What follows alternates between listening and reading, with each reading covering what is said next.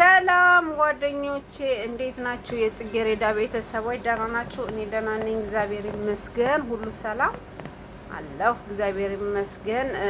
ዛሬ ምንድነው በጣም አስፈላጊ ጉዳይ እና ብዙዎቹ ደግሞ ልትማሩበት የሚገባ ምንድነው እሱ ቃል መግባት ለአንድ ሰው ማለት ነው። ለምሳሌ ከአረብ ሀገር ከመምጣታችን በፊት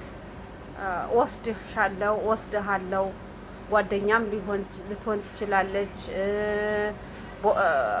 ወንድም ሊሆን ይችላል። ብቻ ቃል ትገባላችሁ፣ እንገባለን። እኔ ከሄድኩኝ አረብ ሀገር ወስድሃለው። አዎ ሰሞኑን ራሱ የ9 አመት ጓደኛው ናት ሳውዲ አረቢያ ሄዳ ይካደች እና ምንድነው መጀመሪያ ኢትዮጵያ ስትወጡ ሰውን ወስዳለሁ ብላችሁ አይደለም መውጣት። ለራሴ እለወጣለሁ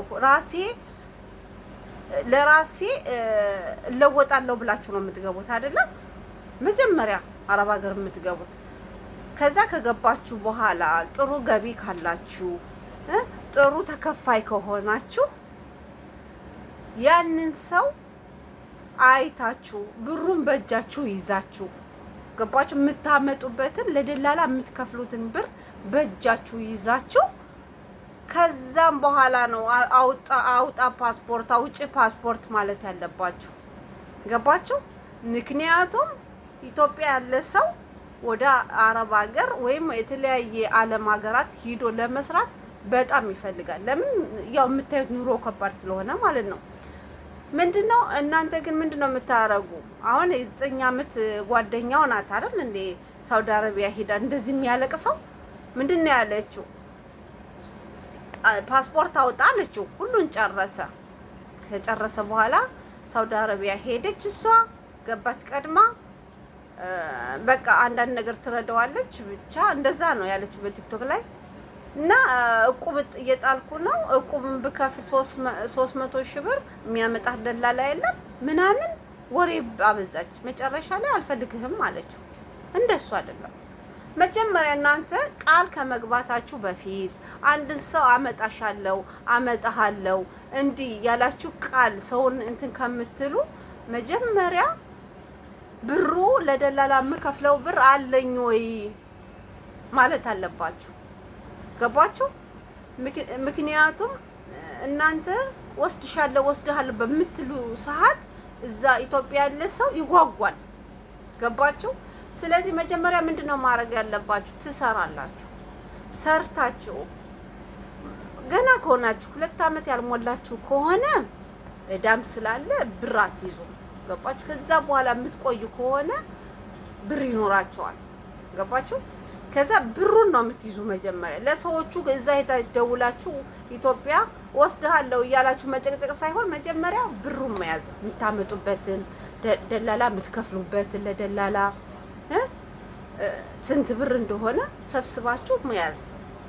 ከዛም በኋላ ነው ያን ሰው ለመውሰድ የምትነግሩት። ፓስፖርት ጀምር፣ ሜዲካል እንዲያርግ የምትሉት ብር ይዛችሁ ነው። ብር ሳትይዙ ቃል ትገባላችሁ። ወስድሃለሁ፣ ምንም ችግር የለም፣ እኔ ነኝ እንዲህ ነው ትላላችሁ። ስለዚህ እባካችሁ ከዚህ ድርጊታችሁ ተቆጠቡ። በቃ የማታረጉትን ነገር ቃል አትግቡ። በቃ የማትወስኑትን ነገር ቃል አትግቡ። አሁን የሰሞኑን ይሄ ካላንቺ ሙች ይገኛለሁ ያለው ልጅ በቲክቶክ የለቀቀው ምንድነው ችግሩ? የ9 አመት ጓደኛው ናት አይደል? 9 አመት ሙሉ ኢትዮጵያ ሲኖሩ በደስታውም ባዘኑም አብራ የኖረች ናት። አብረው ነው የኖሩ።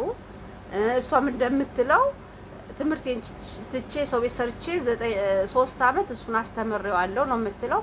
ልጁ ተምሮ ዲግሪውን ጨርሶ መምህር ነው።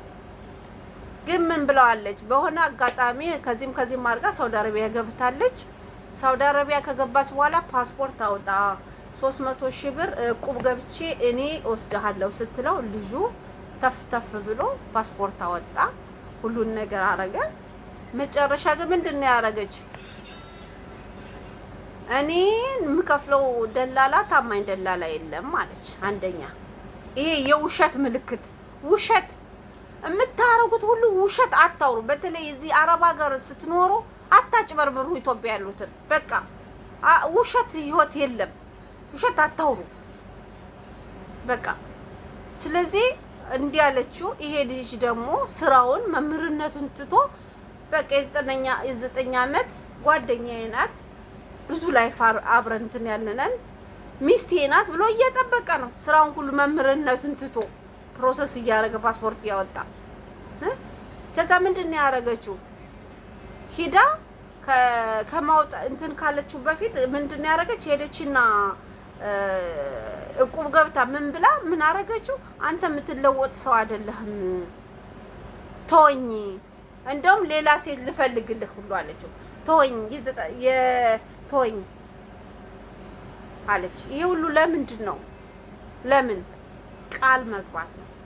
ይሄ ሁሉ ቃል የማታረጉትን ቃል አትግቡ። በተለይ የአረብ ሀገር ሴቶች ቃል አትግቡ። በቃ 300,000 400,000 500,000 ለደላላ መክፈል ከየት አምጣችሁ ነው የምትከፍሉ? ወሬ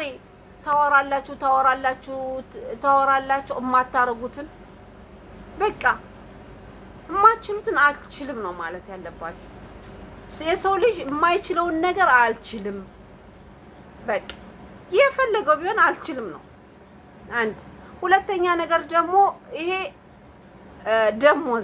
ደሞዝ እንኳን እኔን ራሱ ይመለከተኛል። ደሞዝ በወር አንዴ ነው የሚከፈለን እኛ አይደለም።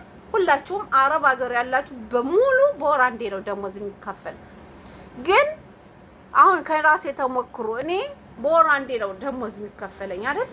ግን ከጓደኞቼ በደራለው እልካለው የሆነ አጋጣሚ ሲሆን በቃ ወይ ብር የሚልከው ልጅ ካለ ጓደኛ ካለ የባካችሁ ላኩልኝ ብዬ እልካለሁ። አሁን ግን እውነታውን መረዳት የማይችል ሰው አለ። እኛ በወር አንዴ እንደምንቀበል ስላላስረዳው የማይረዳ ሰው አለ። ስለዚህ ውዶችዬ በወር አንዴ እንደምትቀበሉ በወር አንዴ እንትን እንደምትሉ ንገሯቸው ቤተሰብ ላይ አንድ። ሁለተኛ ደግሞ ቃል አትግቡ። አመጣሃለሁ አመጣሻለሁ ምናምን እያላችሁ ኢትዮጵያ ያለውን ወንድሞቻችሁን እህቶቻችሁን ባሎቻችሁን ፍቅረኛችሁን አታጓጉ። ማታመጡትን ማታረጉትን። ሰሞኑን አሁን ሲያለቅስ 2 ወንዶች የሚያለቅሱት እሱ ነው፣ ነውር ነው። እና እባካችሁ ከዚህ ድርጊታችሁ ተቆጠቡ። ከዚህ ማታረጉትን ማትወስኑትን ቃል አትግቡ። ቃል ከባድ ነው አንድ። ሁለተኛ ነገር ደግሞ ኢትዮጵያ ያሉ ወንዶችም ሆነ ቤተሰቦቻችሁ እየተረበሹ ነው። ለምን እማትወስዷቸውን ቃል ስለምትገቡ። እና የዚህ ጥንቃቄ አድርጉ ውዶችዬ። ግልጽ ካልሆነላችሁ ኮመንት ላይ ንገሩኝ፣ ግልጽ አደርግላችኋለሁ። ኮመንት ላይ ደግሞ ጻፉልኝ፣ ሰብስክራይብ አድርጉኝ፣ ሼር አድርጉ፣ ለሌላ ሰው ይድረሰው። እና ውዶችዬ ቃል እንዳትገቡ፣ ወሳኝ ሰው ሁኑ። መጀመሪያ አንድን ሰው ለማምጣት የምትፈልጉ እኔ አሁን አንድን ሰው ማምጣት ብፈልግ መጀመሪያ ወስደሃለሁ አይደለም ነው፣ ብር ነው የሚይዘው። ብሬን አጠራቅማለሁ። የምፈልገውን ሰው አቅሜ የሚችል ከሆነ ከፍዬ አመጣለሁ። አቅሜ የማልችል ከሆነ ለምን እነግረዋለሁ? መጀመሪያ አልነገርኩትም፣ አሁንም አልነገርኩትም። አርፎ ይኖራሉ ኢትዮጵያ የሚኖሩት ኑሮ ማለት ነው። ገባችሁ? መጀመሪያ አንቺም ሆነ አንተም ማምጣት የምትፈልጉ እስከሆነ አንድን ሰው መጀመሪያ ወስደሃለሁ ማለት ሳይሆን ብርን መያዝ ነው። ብርን መያዝ ማጠራቅ ብራችሁ። ከዛም በኋላ ነው ለወስድህ ነው ተዘጋጅ፣ ፓስፖርት አውጣ የምትሉ። ገባችሁ? ብር ሳይኖራችሁ ወስደሃለሁ ወስድሻለሁ ትላላችሁ። ኢትዮጵያ ያለ ሰው እውነት እየመሰለው መከራ ስቃይ ያያል። ስለዚህ እባካችሁ ከዚህ ድርጊታችሁ ተቆጠቡ። እሺ ውዶቼ፣ ተረፈቻው።